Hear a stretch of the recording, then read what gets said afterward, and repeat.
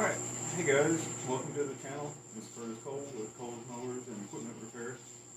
This evening we're working on a pretty basic engine. We've got a pressure washer here with a Briggs and Stratton 4.5 horse, what's called the Quattro or Sprint series engine.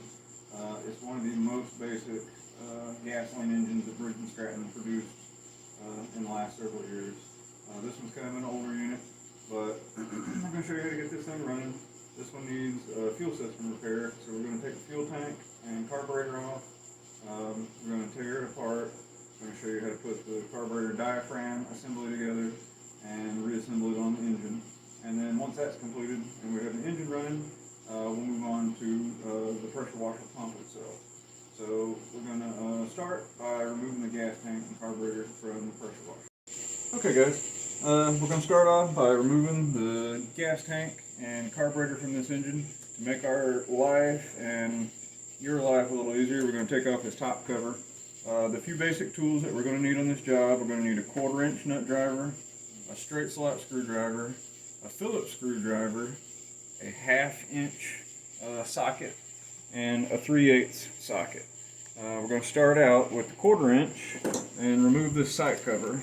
Some of these that you'll run into, like I said, we're working on a pressure washer here, but this engine is used on quite a few Briggs and Stratton power products, a lot of push mowers, a few little edgers, some mini tillers, things like that. But underneath this rewind assembly and this really characteristic air filter are going to be very commonly found on a lot of push mowers and a couple of these pressure washers.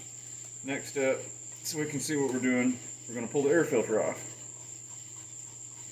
Straight slot screwdriver on the majority of these. Take the screw out, lift your air filter off, and we'll service that. I'll show you how to service that when we're going back together with it. Be sure to keep up with this screw. When you're doing testing on these engines, anytime you take the air filter off and set it aside, you're going to put the screw back in the carburetor. This seals off a passageway in the carburetor that will actually make it perform properly. If you try to operate these without the screw, a lot of times you'd have a bad result. So the next step in removing the fuel system, the gas tank is right here, of course, and our carburetor is on top. Basically, this is all one unit, 2 bolts, and this guy is going to come off. Our large fastener is a 1/2 inch. We're going to loosen that up, zip it off, and then our smaller fastener on the front is a 3/8. That's this little bolt right here. Alright, another key thing to look out for when you're removing this carburetor, there's an O-ring that seals onto the intake pipe. It can be caught on there. A lot of times when you pull this off, it's going to stay stuck on that pipe. And a very important thing to remember is that once you pull this carburetor off, fuel tank off, this little piece has popped out and is on the intake manifold pipe. And you need to get that guy off of there and go ahead and put these back in there so they don't get lost. If you lose this O-ring and this little retainer ring, then you're going to have a huge leak at the back of the carburetor where it's going to suck air back here instead of sucking air through the air filter opening and pull fuel out of the carburetor. So just be sure to keep up with that when you're taking the carburetor off. The other thing to look out for is you don't want to just jerk this thing completely loose. You've got an air vane governor. This is a little plastic arm on this one. You always want to make sure this thing is free. You may have had a mouse or something make a nest up in here and it would be binding in there, or it could have been out in the weather so long that the pivot is froze up. You always want to make sure that's free and that your springs are in good springy condition. All of this mechanism right here is what regulates the speed of the engine for us. There's also a shut-off switch integrated in here. That's this little white plastic piece and this little blade that's sticking up under my fingertip. There's a wire on the bottom side that goes to the ignition coil. When you turn that all the way around, that's what actually shuts your engine off. Flip it around the other way, it extends the spring. That makes the engine speed up. Alright, next step, we're going to go to the workbench and I'm going to tear this carburetor off of this fuel pump, and you'll see the inside of it, and we'll show you how to reassemble this thing properly and how to identify faulty components. We've got our fuel tank and carburetor assembly off our 4.5 horse Briggs over there on the workbench, and we're going to proceed to tear it down. A few things that we'll note here: this power washer has been sitting up for quite a long time. Take our gas cap off. A lot of times these things have got fuel in it. You just want to go ahead and dump that out into a container. Take a quick look at it, see if there's any water, trash, anything undesirable in there. We're going to clean this fuel tank up before we go back together with it. Basically, the only real tool that you're going to need is a Phillips screwdriver. The vast majority just have regular Phillips screws. Some of the older ones will have a straight slot, but most of the time, unless somebody else has been messing around with it, you're going to see Phillips. There's 5 screws aside from the air filter screw that hold this carburetor onto the gas tank. For anybody that's just starting out, I recommend you use a regular manual screwdriver until you get the feel of how these things work.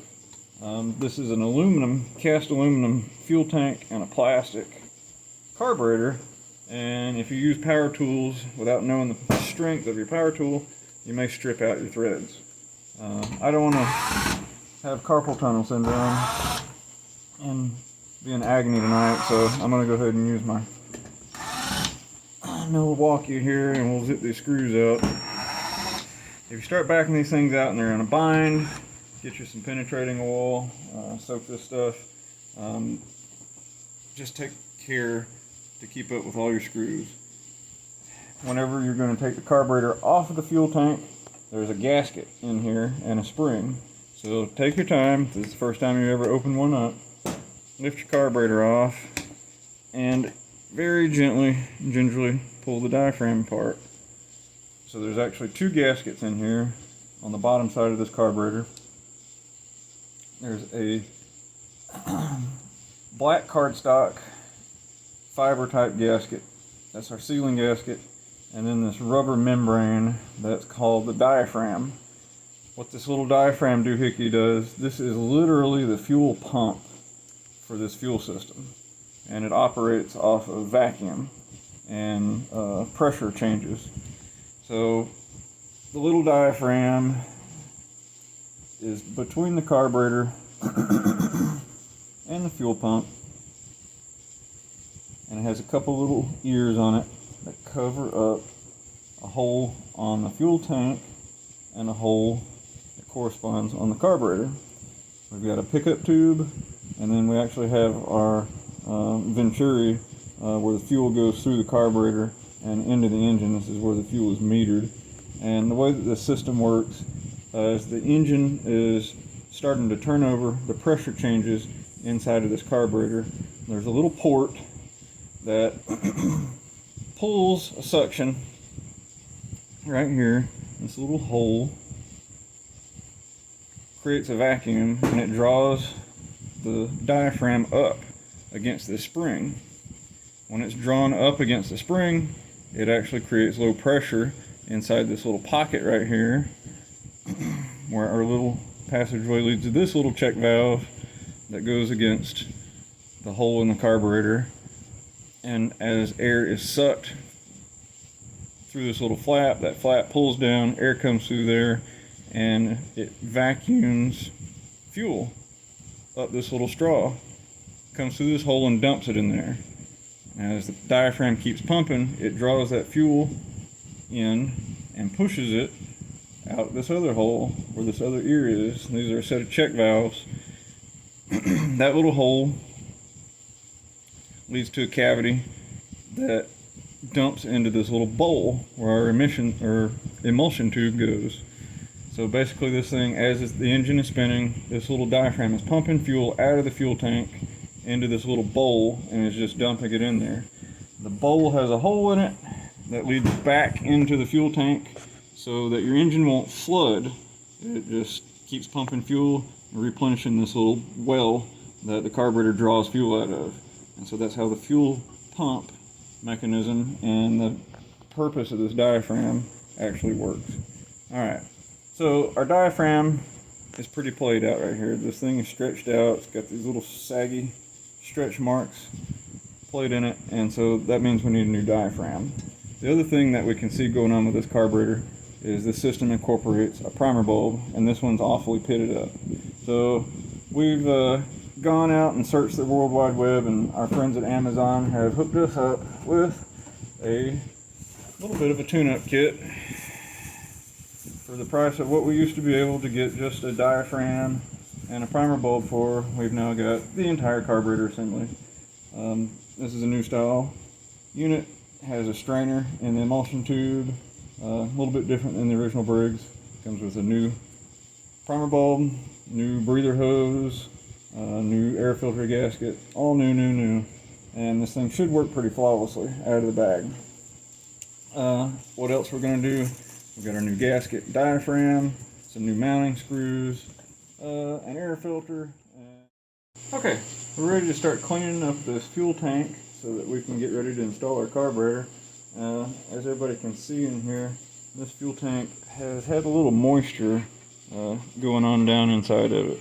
This white stuff is just simply corrosion from some old fuel that has broken down into water, so that moisture has caused some oxidation. We're going to clean this up a little bit. We've got a couple of solvents we can use. You can use gasoline.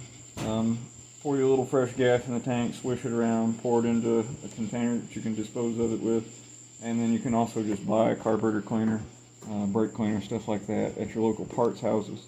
Main thing is, please wear some gloves and glasses. I'm going to use some compressed air to help blow this stuff out.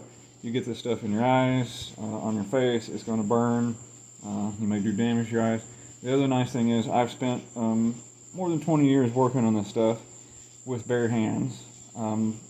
Most of these chemicals are now known to cause issues if they go through your skin. So please put on some decent nitrile gloves so you don't need a new liver like I do. And if anybody wants to super chat, I got 11 kids to feed and a liver to buy. So please super chat. We're going to go ahead and introduce some carburetor cleaner to the fuel tank here. This stuff's going to break all these things down. Be sure to also have some ventilation because this stuff smells awesome and you will be out like nobody's business breathing these fumes. So what I'm using here is one of these little facial blackhead tools. It's not got really any sharp pointy edges or anything like that. Main thing is you don't want to scratch any of these surfaces when you're cleaning it up. You could use a toothbrush or Q-tips or something like that. I'm going to let the chemicals do some work down in here. You can see how it's getting kind of cloudy. It's just eating all that stuff up. I'm going to spray a little more down inside the carburetor or the fuel tank itself. Give it a good healthy dose. Break all that junk down. We'll swirl it around. If you get one of these gas tanks and it doesn't leak, that's another thing to check. Make sure that water hasn't rotted a hole in your gas tank. So put you some carburetor cleaner and fuel in it and just slosh it around. If it looks like there's rust in the bottom of this, the bottom half of this thing is made out of stamped steel. The top half is aluminum. And so a lot of times you'll see red rust down in the bottom of this thing. Put you a couple of BBs or washers or something like that you can get out with a magnet, and you can just shake this thing up, agitate it with a little bit of gasoline or a little bit of diesel fuel or something to act as a mini bead blaster. And you're just going to break down all that junk in the tank. You're going to get a rag, soak it all up, dump it out, and blow this thing dry. Alright, next step is to get this stuff that we're cleaning the gas tank with out of the fuel tank so that we can get ready to go back together with our carburetor. Just simply dump this thing into a container. And then we're going to dry this out with our compressed air. Like I said before, get your glasses, get your gloves, get ready.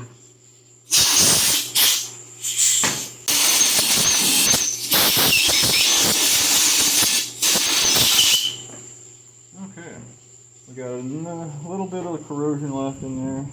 I'm going to do one more treatment and we'll get this thing cleaned up, and as soon as it's fully cleaned, we'll get ready to go back together with the carburetor.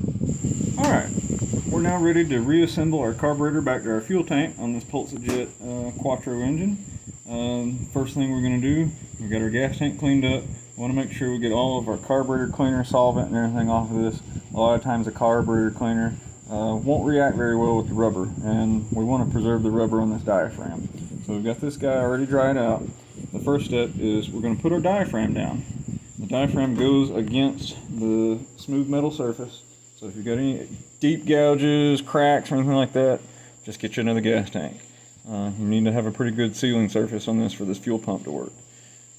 We're going to lay the new diaphragm on here. You'll notice this diaphragm totally smooth across here. Our old diaphragm a little stretched out where our spring was pushing down on it. So that's where all the action happens, like a trampoline going up and down when this thing's running. Second step is going to put our sealing gasket on here. This is what actually is going to seal off this diaphragm, takes care of any imperfections between the carburetor body and the gas tank, makes this thing air and fuel tight, and gives us the sealing power to make the diaphragm operate. As you're putting this together, depending on whether you're reusing a carburetor or not, a couple of things you're going to want to check on the carburetor. Make sure that the screens are intact, that the pipes are good and tight and not falling off or loose, and that the nozzle is clean in the carburetor. This one's brand new, so we can blow through that with air to prove it.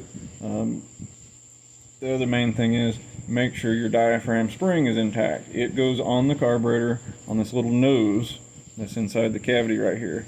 No spring, your fuel pump's not going to work. So always keep up with that guy. And if you're reusing a carburetor, be sure to make sure your intake sealing O-ring and retainer are put back in the carburetor as you're putting this thing back together. We got a primer bulb on this one. This is a primer bulb that does not have a hole in it, and we'll explain that here in a few minutes once we put some fuel in the gas tank. As we install the carburetor, our fuel pickup tube is going to go through this little oblong shaped hole right here first, and then the carburetor is simply going to drop straight down onto the fuel tank. And the main thing is you want to be sure that everything is lined up nice and neat. So what we're going to do, we're going to start all the screws one at a time, just a couple turns, to make sure everybody is engaging. In the old Briggs and Stratton manuals, they used to tell you to start these screws and then you're going to tighten them in a crisscross pattern. So instead of starting at one and going around the carburetor, we're going to start in one corner and go across like we're tightening down a wheel on these 5 screws. That way we're not distorting our diaphragm gasket or our carburetor body as we're tightening this down. So, got a few of these started. This is also a place where there's not really that many screws, not a lot of time. We're dealing with plastic and aluminum, a power drill, impact gun, maybe a little bit of overkill in this situation. So we're going to go in a crisscross pattern, just snug these Phillips head screws down. You don't have to bear down on them or anything like that. This is a pretty delicate system. And just run them down until everything is reasonably tight. And then we'll put some fuel in this system and operate our primer bulb. And basically what this primer bulb is doing, if you were watching, paying attention in the beginning of the video, we had our diaphragm with our check valves in it. There's another couple of check valves made into this carburetor body for this primer bulb, and this is basically just hooked in series with that fuel pickup. And so when we're mashing this primer bulb, it's actually going to draw fuel up and fill this primer bulb. And then there's a injector basically on the back side of it with a little check valve, and when we mash the primer bulb and the thing is full of fuel, it's going to spray straight down into the engine. So let's add a little gas to the tank here.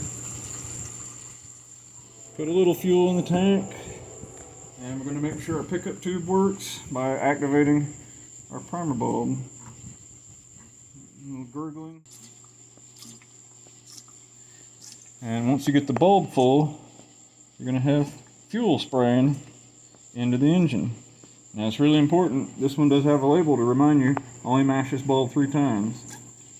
Because what you're doing is you're literally squirt gunning some fuel right into the motor, and you can flood one if you just keep mashing that bubble. Alright, we're going to toss our fuel cap on. This carburetor fuel tank assembly is complete. It's now ready to reinstall on the pressure washer.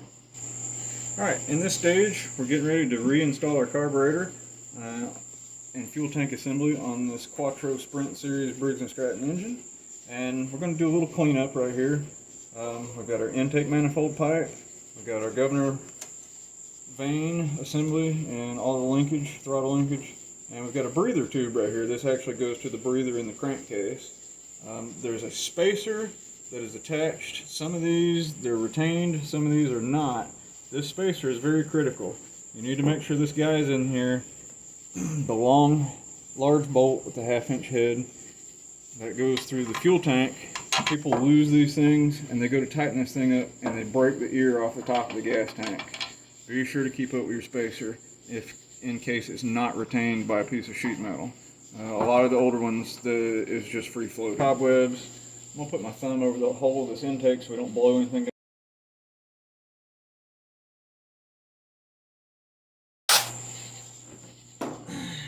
We're going to take and start the throttle linkage. It has this little, some people call it a dog leg, I call it a Z-bend end on the throttle linkage. All our springs are still hooked up. This thing can pivot up and down a little bit. We're going to take and pivot it where it's pointing down, about a 45-degree angle, and we're going to use this large hole right here at the back of the throttle, and we're going to put that in there. The little small hole, there's some applications where a little tiny spring goes in there that acts like a shock absorber for the system. Alright, once that little link is in there, make sure nothing's in a bind. We're going to guide our breather hose over on the pipe, and we're going to guide our carburetor opening over the intake manifold pipe. Push everything up into place, and we'll start our large bolt with our fingers. Get it in there a couple of turns with the socket, and then we're going to start our small bolt in the front. And leave everything loose and wiggly so you can get everything lined up.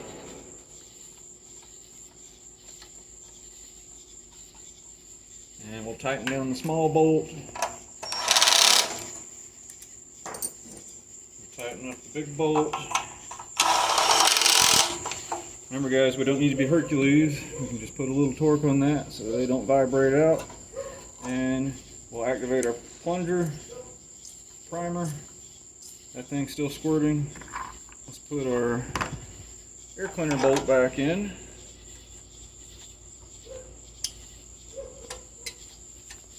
And we're going to check the oil in the pressure washer motor here.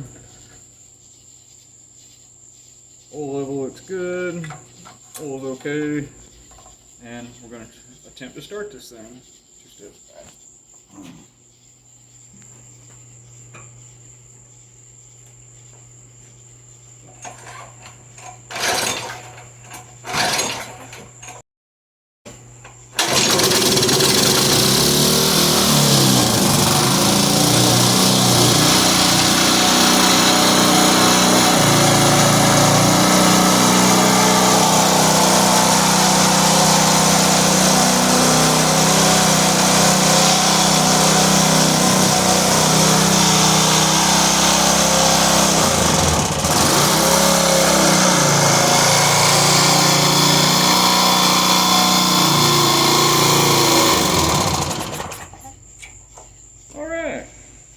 We've got a running pressure washer here. Next step is going to be to service our pressure washer pump. Alright guys, we've got our pressure washer up and running. Biggest issue we've got now is this thing does not actually produce any pressure. So a lot of times you'll see these things sitting on the side of the road or at garage sales for $5 to $10. And what's happened is either somebody has let this thing sit and inside the pump has either corroded or got water in it and it froze in the winter, or they sucked some bleach up through the dispenser. And now the insides of this little pressure pump are corroded and quite frankly probably beyond economical repair. There are actually quite a few available low-cost pressure washer pumps online now. We've got a hold of one, and so we're going to go through the steps of take and pull your spark plug lead off. This way, when we're mucking around, we don't accidentally crank the engine up with it standing on its head and our hands in the way. Other thing you may want to do is drain some of the fuel out of your system. This one doesn't have a whole lot in it. And be sure that your oil cap is tight. This one, these little Briggs engines, as long as the oil dipstick is on the bottom side of what you're working on, we could either turn it on the side where this is down, the muffler is down, and the fuel tank is up. This one's mounted on this little frame with the wheels. We're going to stand it up where the fuel tank gas cap is on this side. The spark plug is going to be pointing up, but the oil dipstick is going to be in the back. This will keep oil out of our cylinder, and it'll keep the fuel in the fuel tank while we remove the pump. So we're just going to tilt this dude back. And I got ahead of myself a minute ago, sizing up my tools. We've got 3 fasteners on this one. Sometimes you're going to have regular hex head fasteners that you're going to put a 6-point socket or boxed in wrench on. This one's got some Allen heads with flange nuts on the back side. So this one's got some 6mm Allen heads. I'm going to put our Allen bit tool in there, and these are pretty corroded.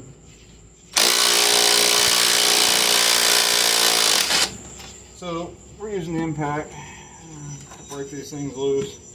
We'll get all 3 of these out. We'll try to slide the pump off the shaft. If the pump slides off easy, you're in luck. If it doesn't, then you may want to find another motor and pressure washer. A lot of these don't have any kind of retainer. They're just split fit on these vertical shaft jobs. Alright, 2 down, 1 to go.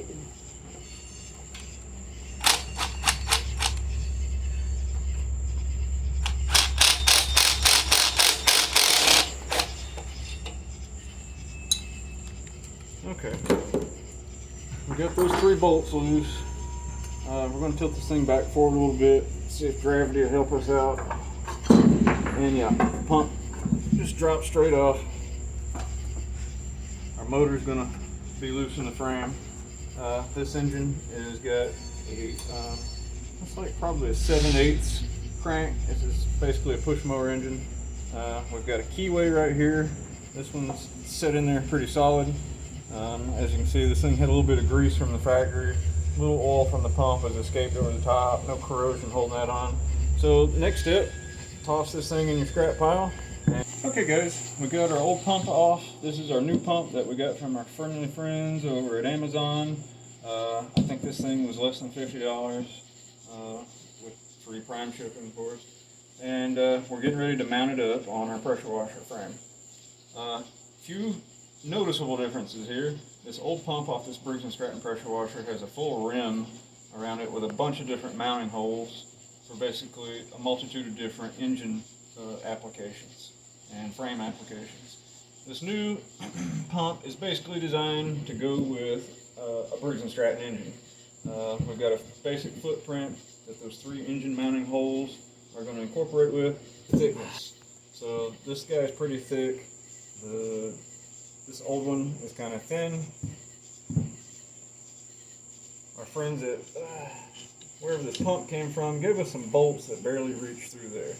So if we were threading them directly into the engine like you would on a push mower, it might be okay. I don't really like how short that would be. So number 1 rule of thumb when you're working on anything, small engines, cars, model airplanes, I don't care what it is. If you're working on a bunch of this stuff, keep all your old parts. Don't throw anything away. Don't listen to your wife. Don't listen to your boss. Keep everything. Just pile it in corners. Put it in boxes. You're going to need this stuff later on. So we've gone out to the scrap pile. I have a 6.5 Briggs. We got the head bolts off an old flathead. These guys are plenty thick. We got plenty of thread. We're going to put, these are 5/16. So we got a 5/16 washer and nut. Those are going to go through the pump, through the frame, and up through the back side of the motor here, and we're going to tighten that down. That's really all we've got to do. Main thing is, this configuration is a one-way setup. This thing's only going to mount one way for us. So our motor is going to stay in its current orientation, and basically this is going to look just like the old pump once it's all done and the way that the hoses and everything orient, they all came out the back with the old pump as well. So line up your keyway, get it on the crankshaft of the engine, get everything lined up. Oh, well, we've run into one other complication. Alright, our leg right here is hitting the oil drain boss on the bottom of this engine. So we can either stack some washers in here to give ourselves a little clearance, or we're going to have to grind this down to get some clearance. I really don't like the idea of stacking washers in here to take up the slack, because that's just more things to work loose. So we're going to take this back over the bench and we're going to grind on this leg a little bit. So let's modify that and then we'll get this thing mounted up. And so our next step is to button this thing up. So we got our extra long bolts here. We're going to put the holes through the pump, or the bolts through the pump, and we're going to get these things threaded up on the motor end. So trick here, get a light on this, and we can listen to a train blowhorn for the next 20 minutes probably. Take here some needle nose pliers. I got my Leatherman right here. We're going to hold our nut, start the bolt into it.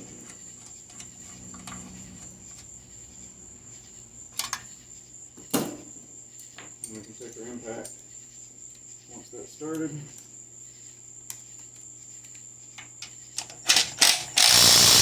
And zip that up. We've already got the other two bolts in place, so they're indexed. So all we got to do now is start the nuts on them. Let's see here. Oh, keep up with everything. That's always a good practice tool.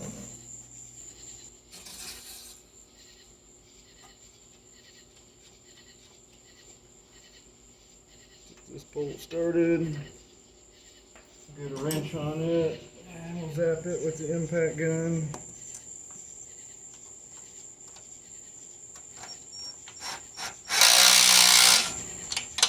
Tighten that down and simply hold in place. Since it's not under our gas tank, and line it up.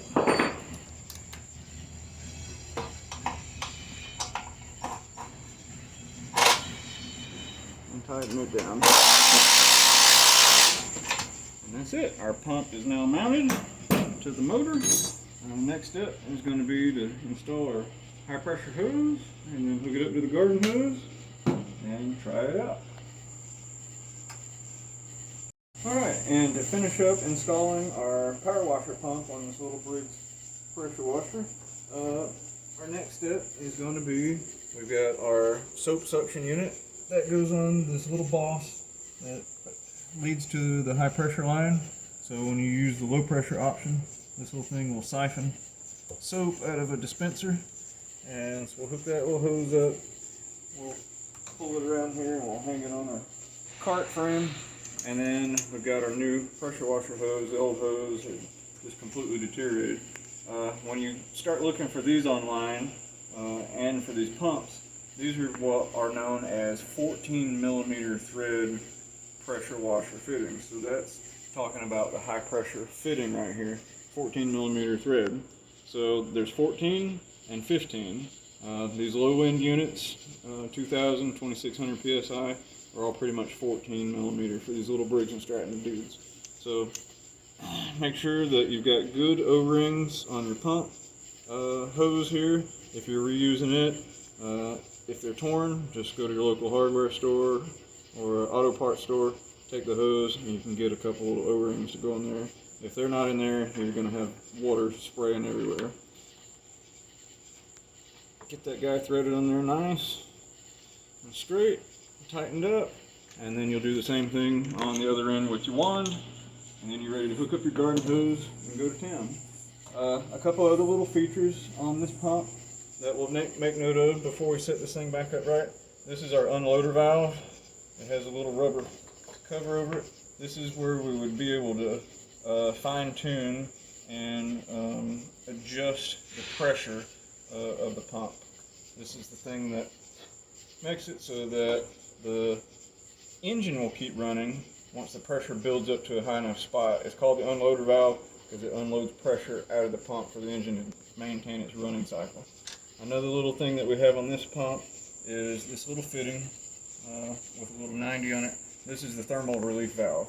So if you got one of these little pressure washers, these are homeowner grade units. These are not commercial grade pumps. They build up heat fast if they're let to run without relieving that pressure and keeping water flowing through it. So if you crank this thing up, please don't let these things run for more than a minute or two without pulling the trigger on the gun. As soon as you pull the trigger on the gun, you're introducing cooler water in the system to cool this thing down.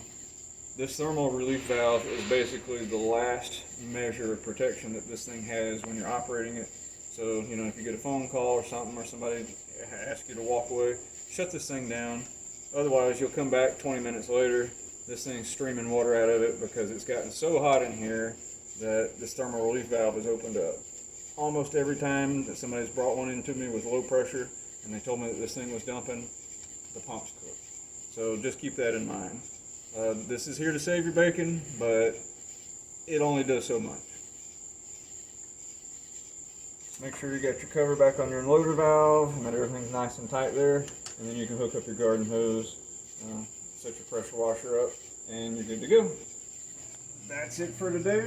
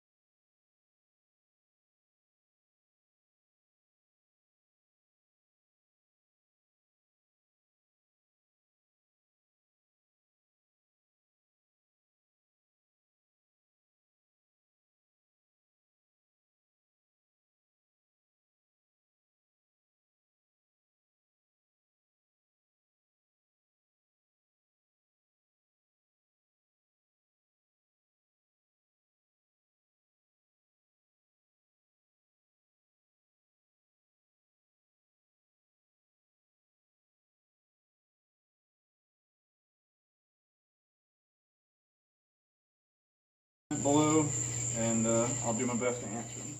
Thank you.